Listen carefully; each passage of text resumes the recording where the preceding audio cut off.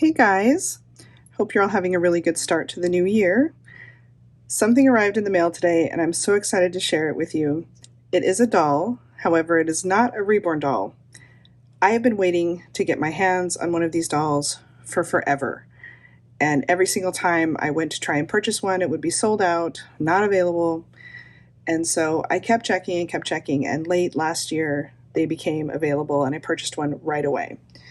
If you're familiar with spooky legends and creepy lore, you're probably going to recognize this doll. If you're not, I will fill you in on his backstory a little bit, and I'll leave some links in the description to further kind of explain it if you want to do more research. There is a documentary about this doll. And so without telling you anything else, I'm just going to show you who it is. It's Robert the doll. So this is an actual miniature replica.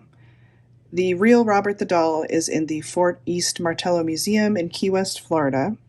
He was donated there after the family that he was with passed away, and he was taken in by a different owner, and she actually donated him to the museum. So he is there. You can visit him, but I'll explain a little more of his backstory for those that don't know, and then I'll come back and I'll show you everything that he came with. While at first glance, Robert the doll appears to be a simple, friendly toy, legend has it that this 116-year-old doll is haunted by a malevolent spirit to this day.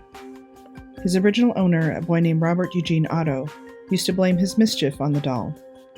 Even today, misfortune allegedly befalls all those who insult him. From broken bones to car accidents, the story of Robert the doll remains an intriguing mystery. There's a bit of a debate surrounding Robert's origins.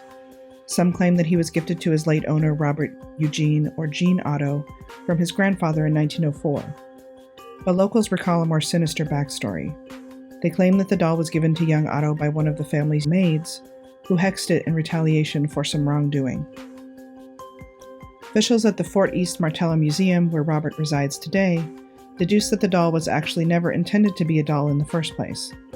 Robert's origins were traced back to the Steiff Company, the same toy company that designed the very first teddy bear, where a company historian told the museum that the doll was most likely meant to be part of a window display. Nevertheless, Robert was taken in by the Otto family and became little Gene Otto's best friend. Young Otto was so enamored with the doll that he named it after himself, clothed it in his very own clothes, and despite the toy's awkwardly large size, carried it with him wherever he went. Otto was so close to his new friend that his parents would often hear him whispering to it. This seemed totally normal, until one day they heard a deep voice answer back. Soon, strange things began to happen around the Otto household. According to legend, Otto's parents would wake up in the middle of the night only to find their son screaming and surrounded by overturned furniture. As Robert Eugene Otto grew older, Robert the doll became even more malicious, and mutilated toys started appearing in the Otto home. Young Otto would cry, "Robert did it!" Once, a plumber who had been hired to make repairs around the Otto home claimed to hear children's laughter, though no one was home at the time. When he looked around the room, the plumber noticed that Robert the doll had moved from one side of the window to the other, seemingly on his own. What's more, the plumber swore that objects that had been in Robert's lap ended up on the other side of the room, as if he'd thrown them. Eventually, Otto grew up and moved away. After studying at the Academy of Fine Arts in Chicago and the Art Student League in New York, Gene Otto traveled to Paris where he met his wife, Anne. Otto brought the doll back to his childhood home and designed a special room for Robert in the attic, complete with furniture, toys, and even a teddy bear of Robert's own. But Otto's wife was not as keen on his childhood toy and requested that he keep the doll locked up. Robert was allegedly not fond of this. He is said to have repeatedly weaseled his way out and situated himself in a chair facing out an upstairs window where he could be seen by passers-by. People soon avoided walking near the house altogether.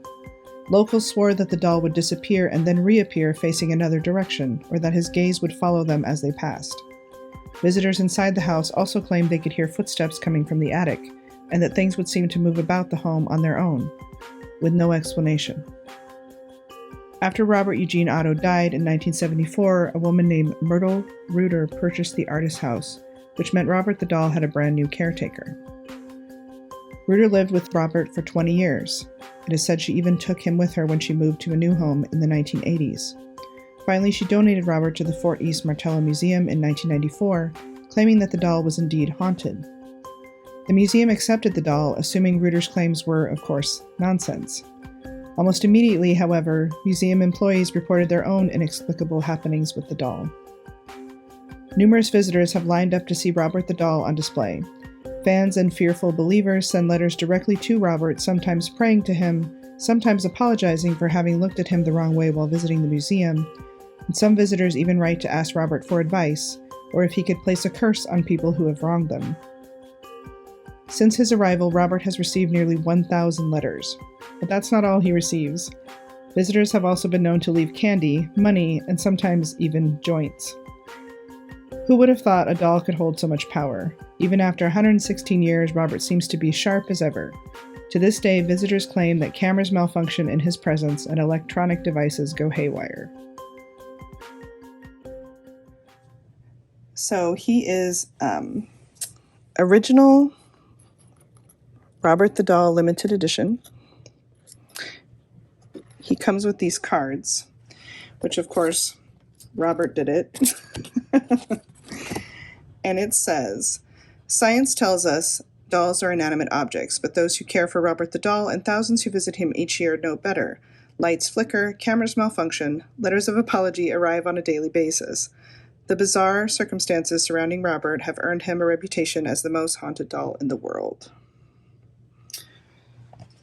So he comes with that. And then there's this little card, which I love. "Thank you for your order. Take good care of my mini-me. I have my eye on you.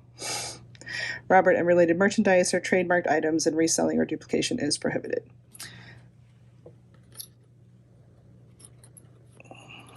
He is just fabulous, you guys. There's his little tag. It says they're limited edition. I don't know limited to what. Here's his fantastic little sailor suit and his little shoes. He's got his little, I'm not sure if it's a lion or a puppy. I think it might be a lion. But he is just fantastic, you guys. I'm so excited to have a version of Robert the Doll in my collection. And I love the story. I feel like it's sort of a Pinocchio story in a way. This little boy loved him so much that he made him real. That's how I see it. But I just think it's a fantastic, cool, haunted story. And I'm so, so happy to finally have a Robert the Doll in my collection.